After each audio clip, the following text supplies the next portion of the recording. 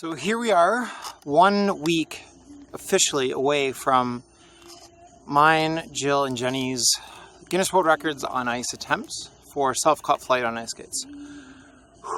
It's exciting. It's pretty cool actually. When it gets really, really cold, the lights do that in the atmosphere. So, I don't know, I haven't looked it up. I'm not sure exactly why. Air gets thin, I guess. Maybe the light travels further. I'm not really sure, but there's 15 people on the ice, 20 people on the ice. It's brutally cold out. I do inside a couple times and warm up. Probably minus 18 or 19 out here right now, and there's not really any wind at all, unfortunately. So I had a couple good throws, but yeah, there really isn't much. I was actually trying just a bunch of different directions, and happens sometimes like that. And it's good to practice in that because you never know what the conditions will be the day of. So earlier today, I did a book signing at Chapter Strathcona in Edmonton. Sold some books, met some teachers, actually like three or four teachers were there. Met a lot of parents, some grandparents, had some really good conversations. And every time I sign a book, I always say, let the wind guide you. So that's my slogan. In Frisbee, the one factor that I can never control is the weather. And in particular, the wind. The wind really impacts how you throw, the discs that you throw, the direction, how you adjust, how you play the game if you're playing disc golf or an ultimate, defense, offense. And so I really like that slogan because you can apply that in any area of your life. All right, find that one factor, that one variable, no matter what you do, that you cannot control, and instead of complaining about it, instead of letting it get you down, instead of letting it negatively impact your performance, use that to your advantage. So that's why I always say let the wind guide you. When you get there on the day of the competition, you're throwing, you're practicing, you're warming up, you're learning where the wind is, because the wind is going to let you know where you're going to throw. Okay? So anyway, the book signing went really, really well. Davey was feeling a little off. He actually got sick a little bit through, so just a bit of a rough stomach. So he wasn't his usual jumping in my arm self. He jumped up a couple times, but he was just, I don't know, maybe he just didn't like the atmosphere at Chapters. We've done a lot of book signings. Usually he just sleeps, but I think there's something about it. There was 2 escalators running the whole time. He did not like the escalators, so I took him up in the elevator. One time I went on the escalators, just carried him up, just to show him it was okay. But yeah, I don't know. He was always kind of looking at the escalators. I don't think he liked that part. He could see outside from where we were. So I don't think he was really comfortable where we were. Usually we can't see outside. There's not that much distraction or noise going on, so it was very busy today, but he did good. He handled everything really well. Like I said, a lot of great conversations. And yeah, so I'm out here. I actually ran into Richie. So Richie's the artistic creative director of Silver Skate Festival. Just an incredible job that he's done. He's telling me about some of the new exhibits that they have going on here at Silver Skate, which I'm super excited to check out. So if you're in Edmonton, or if you're in Calgary and want to come up to Edmonton for the weekend, definitely come check it out. I'm a bit biased. I would recommend coming up next weekend, February 11th. Myself, Jill, and Jenny will be performing and attempting to break 3 Guinness World Records from 12 o'clock till 2 o'clock at Horlat Park at Edmonton. Admission is free. There are some parts of the festival that you have to pay for, like the ice castles. I would definitely go to that. You have to book. I do recommend booking online. But a lot of really cool stuff you can see in Edmonton. You can check out West Edmonton Mall. There's a lot of stuff going on there, especially if you have kids. A friend of mine's coming up and they're going to go to the water park, which is really cool. But based on the forecast, it's looking to be 0 degrees to minus 10 next Saturday, which is absolutely perfect, and I can't wait. I hope there's some wind. This is too cold right now. The next 4 days are going to be really, really cold. A low of minus 25 or something in the evening without wind chill, and a high of like minus 13 or 14. So I'm hanging out a couple times this week. I brought a lot of extra discs. I have like 10 condors with me, some Innova, some Hero condors. I really want to try them out and just figure out what's going to work the best for me. Edmonton is lower altitude than Calgary, and so discs are not as stable.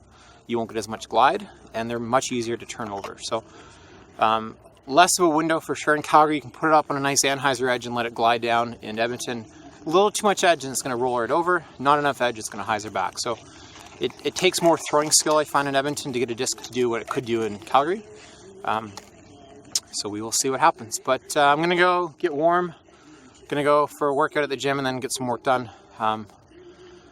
It's just a week away.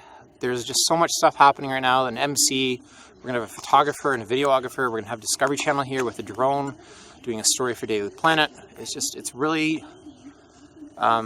rewarding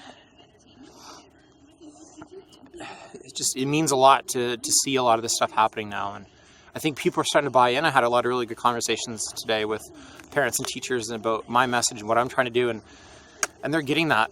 As parents, they're saying that they wish they had some of these sessions that I'm planning on doing before they were parents. And so I'm really learning what parents need. It's not an easy job being a parent. And I'm not speaking from experience because I don't have kids, but I spend a lot of time with kids and I talk to a lot of parents. And I've seen them in action being a parent, and it's really, really difficult. And so I applaud all parents. I'm not trying to say that it's easy. I'm trying to say that we can do better, and I really want to give you the support that you can to do that. That's by reaching out to the kids. That's by giving you tools. And some of this stuff is not hard. Some of the stuff, you just have to switch something you're doing.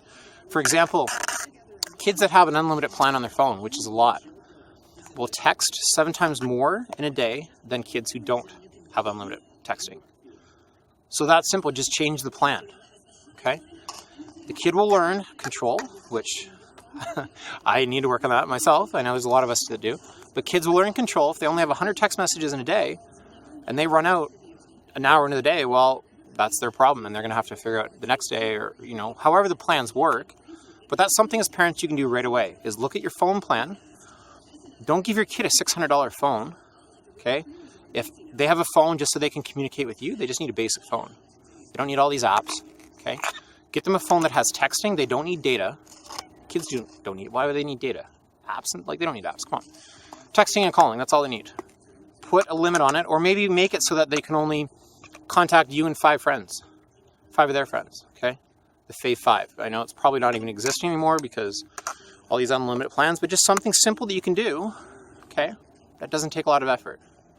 So like I said, I really want to offer support.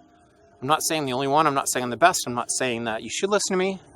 I'm just telling you what I've learned. I do a lot of reading, a lot of research right now. And a lot of the reading and the research that I'm doing is people who have written a book and they've done a lot more research than I ever have. And so I trust what they say. I learn from them and I'm passing it on to you.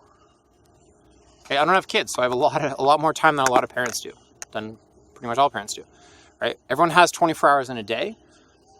So if your time is filled up with a lot of other priorities, somebody like me who doesn't have those can then go and spend that time. And that's why it's so important to me, because I know that there's parents who might want to be doing this. I've talked to those parents who wish that they could do other stuff, but they have obligations. And so I want to be somebody that will support you, that does believe in you. You're not a bad parent. I just know that we can do better for our kids. And I say our kids, meaning the world's kids. That means your kids, everyone else's kids, okay? So anyway, I'm off to the gym. I'm going to go get warm. My toes are freezing right now. But I hope everyone's having a great day so far, and we'll chat in a bit. So just finished my workout. I'm actually at Mayfield World Health in Edmonton. And one of the cool things I just found out, when I worked for World Health, I worked for them for 3 years, from 2010 to 2013. And in that time, the World Health went from being one company between Calgary and Edmonton to being 2 separate companies, one for Calgary, one for Edmonton. And since I've left World Health, they have sponsored me for the last 3 years. I guess this may be even the 4th year. Give me a membership, which is amazing. I love working out at World Health. I love the brand. I love continuing to be able to go there. And so when I'm in Edmonton, I came by and said, listen, I used to work here, would love to, World Health does a 7-day pass, so I said, can I do something like that? But it turns out that if you are a member at a World Health in Calgary, you can work out at World Health in Edmonton 4 days a month for free. Same thing, vice versa. If you're in Edmonton, you can go to Calgary 4 days a month for free. So that's super cool. I'm going to get that set up, and I'm here for the next week, so I'll definitely get in 4 workouts in the next week. But I don't know, it's something I didn't know about, so that's pretty rad. Anyway, today was an easy cardio. Today was an easy cardio. I just ran for like 15 minutes just to kind of get the blood flowing to the legs a little bit, and then did some stretching. So I don't want to do anything too heavy this week. The day that I'm actually attempting the record, I want to be super fresh. And so this week is going to be all about getting some stretching in, getting some cardio in. A tiny bit of strength, not too much, but like I said, I want to make sure my muscles are firing. I don't want to be fatigued at all on the day of, because I'm going big on every single throw.